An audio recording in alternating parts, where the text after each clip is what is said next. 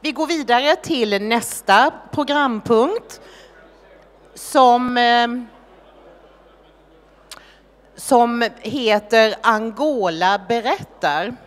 Och det är förlaget Panta Rei i samarbete med Framtiden i våra händer som arrangerar det här programmet. Och samtalet ska ske mellan översättaren och förläggaren på förlaget Gunilla Winberg och författaren. Så jag hälsar er varmt välkomna. Och scenen är i er för en stund framöver. De är på, ja, mikrofonerna. Hallå? Hallå, hörs vi? Ja, bra. Ja, då har vi den stora glädjen att för ovanlighetens skull ska jag säga ha en angolansk författare här.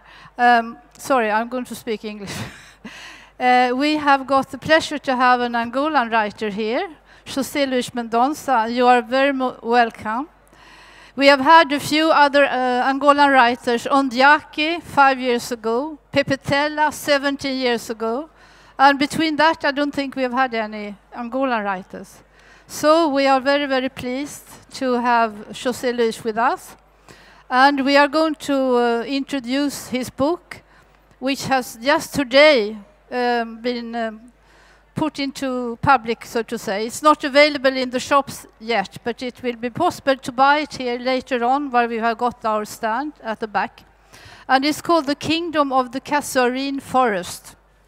And the Kasuarine Forest is a forest where you have got the Kasuarine tree.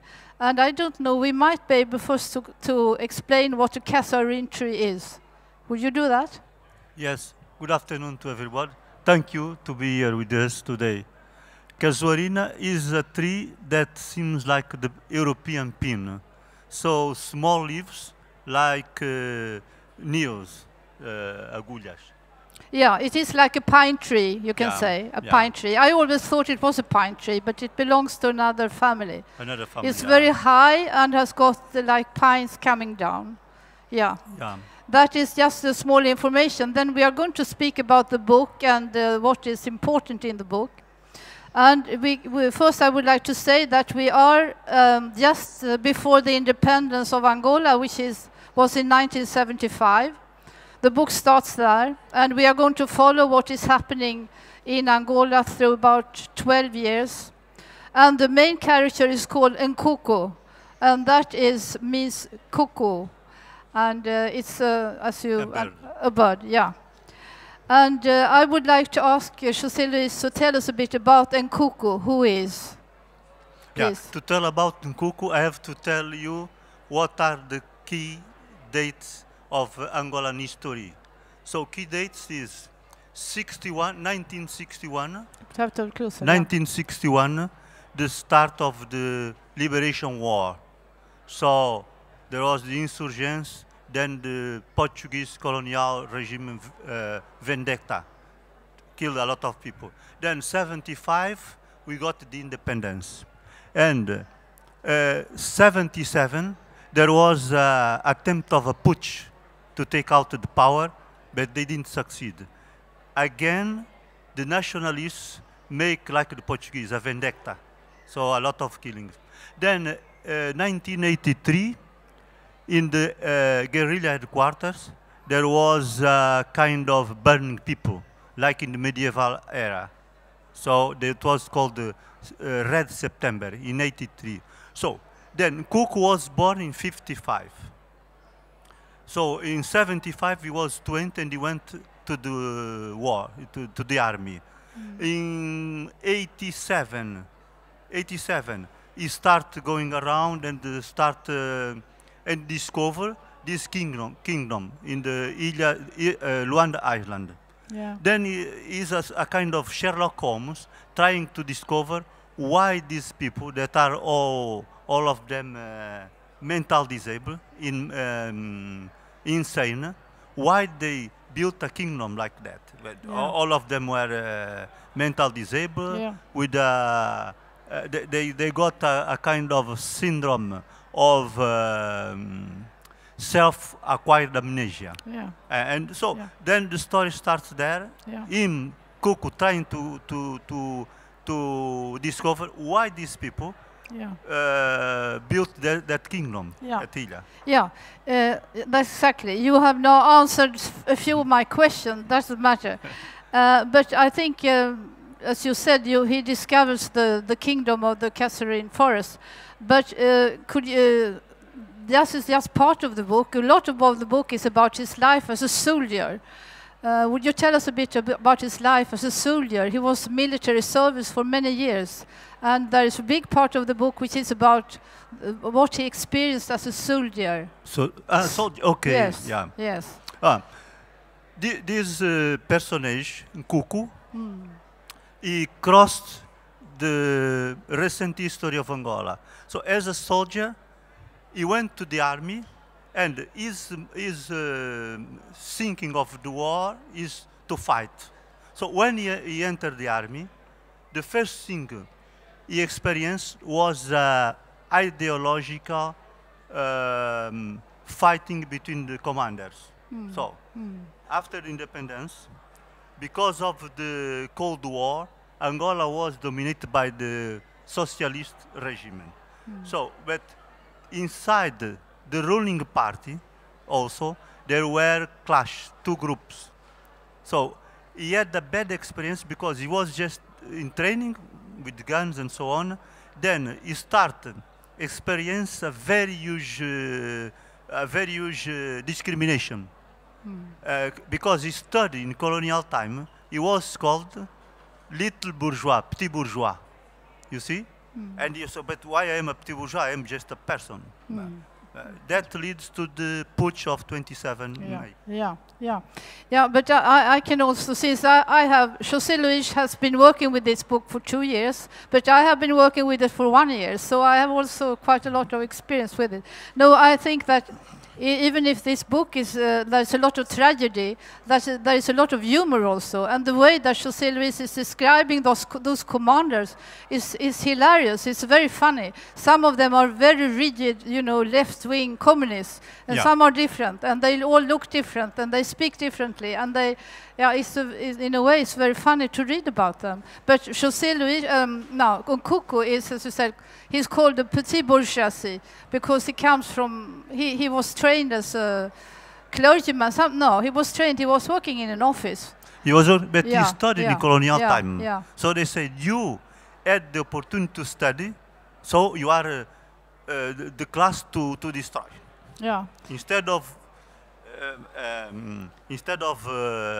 profiting from their knowledge, these commanders, they just want to destroy the petit bourgeois in Rwanda. Yeah, and then we have to come back to another very important person, which beside Nkuku is Primitivo, and who was, tell us about Primitivo, who was that? Yeah, all of these personages in the history, in the novel, are people that I found in town. So I just captured their image and I put in the book. But it is a lot of fiction. Primitivo was a friend of Ikuku in the army. Then Primitivo was a strong person.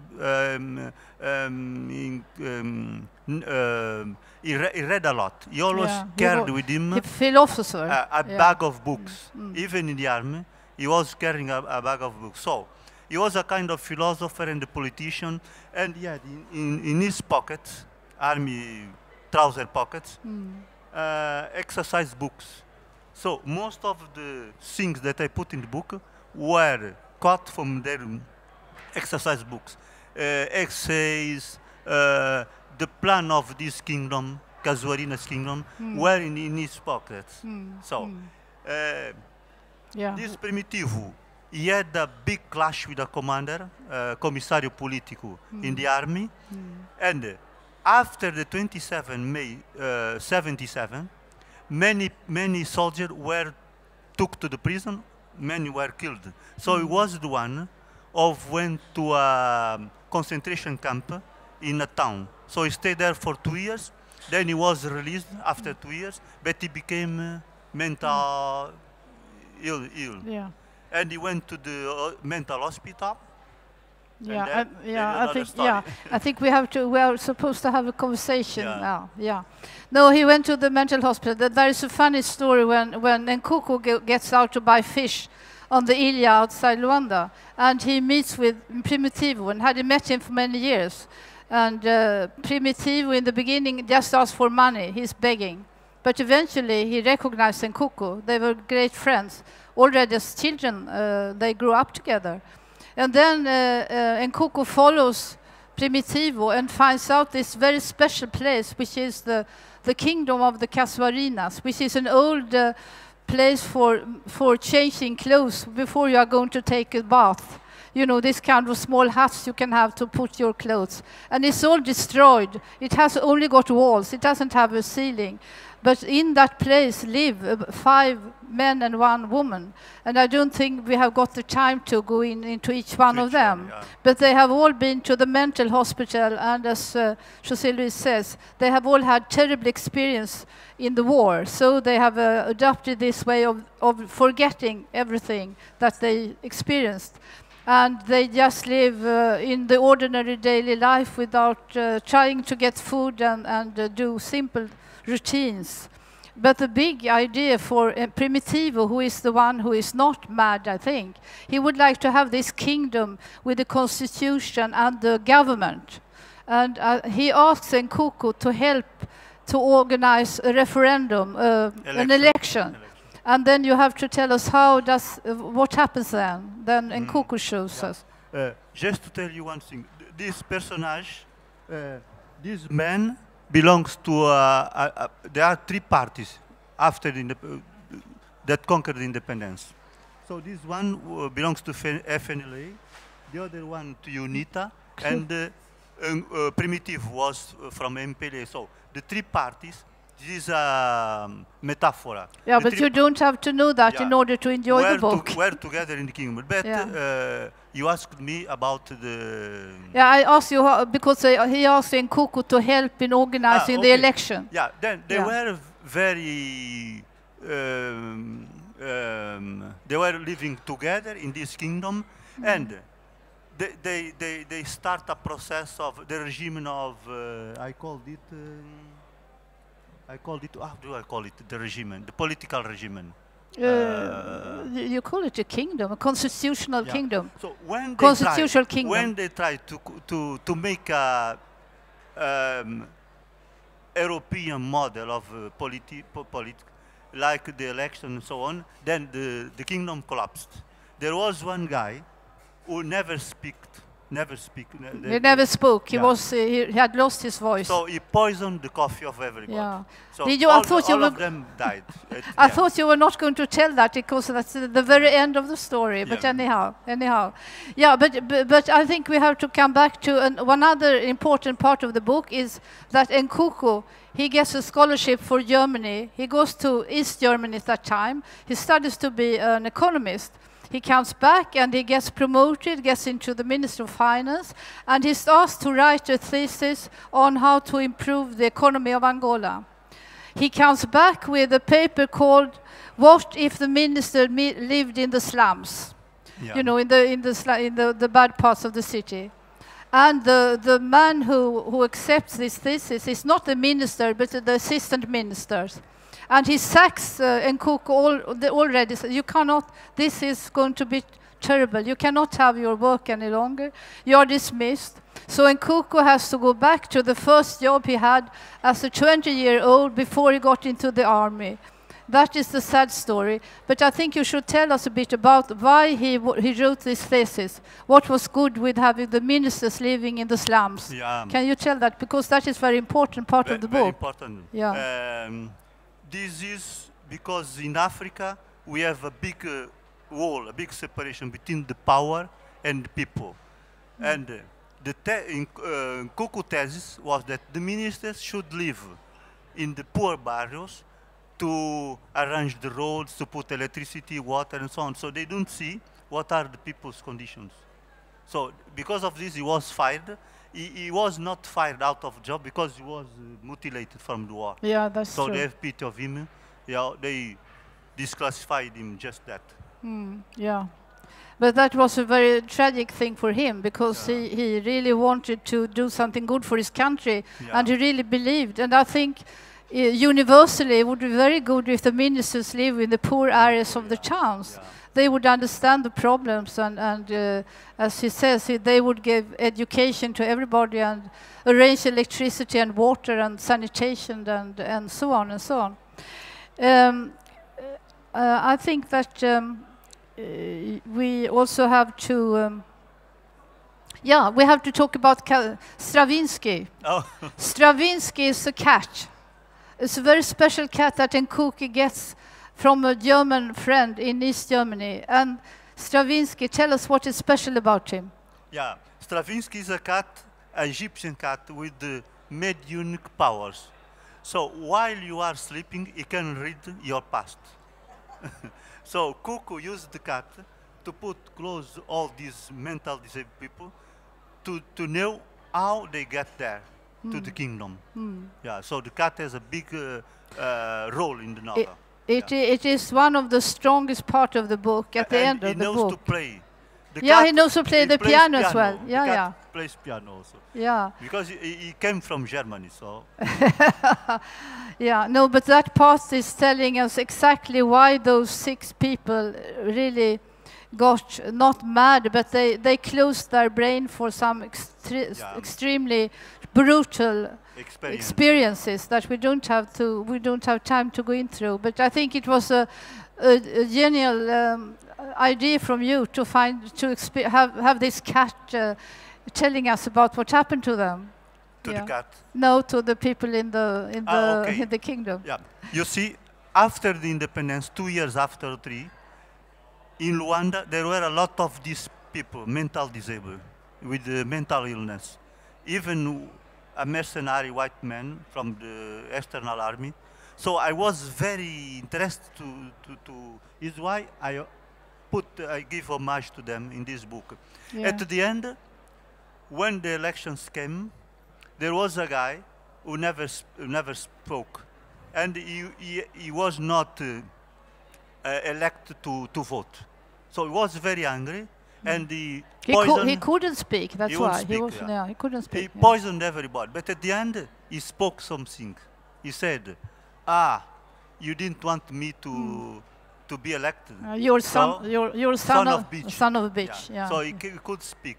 So everybody died, and the book finished like that. Yeah. Except the narrator, Nkuku. Yeah. But there is one fun thing we could also mention. That is about the wings. Nkuku got wings. Okay. This is and how and why? So a friend of Nkuku went to fight in South, and there he was hit by a bomb, and he fell down, and he went to the hospital, stayed there in coma for many years. Then he was a very pure man, a white man, Angolan white man. He was very pure, and God gave him six wings. Yeah. 6 wings.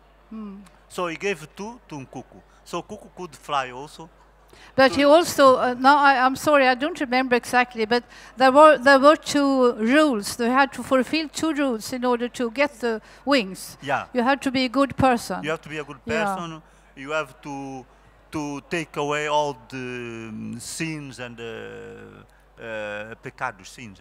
Yeah, because the wings actually helped Nkuku to experience this house where the people lived in the island of Ilha de Luanda. He went with the wings high up and then could see from the top down. Otherwise, it would have been complicated for him to see how they lived actually. Yeah. And then he went back to take the wings and fly back.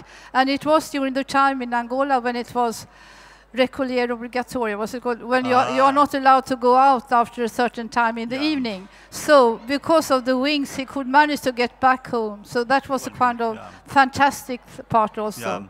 Are we going? Yeah, we are going to finish. Just to finish. Yeah. We had 10 years of recollier obligatorio. Yeah. Well, curfew. Yeah, curfew in English. Curfew. We have 10 years after the putsch. 10 years we could not move and so on. The book tells about this. Yeah, yeah. Yes, but if you get interested in buying the book, we sell it at the back where we got our stand. And it was very short, but I hope you got some information and enjoyed listening to us. Thank you very much. Thank you very much.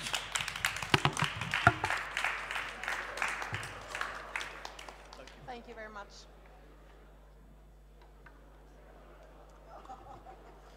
Ja, då tackar vi Panta Rei och Framtiden i våra händer. Och vi ska nu bjuda in till första dagens sista seminarium. Och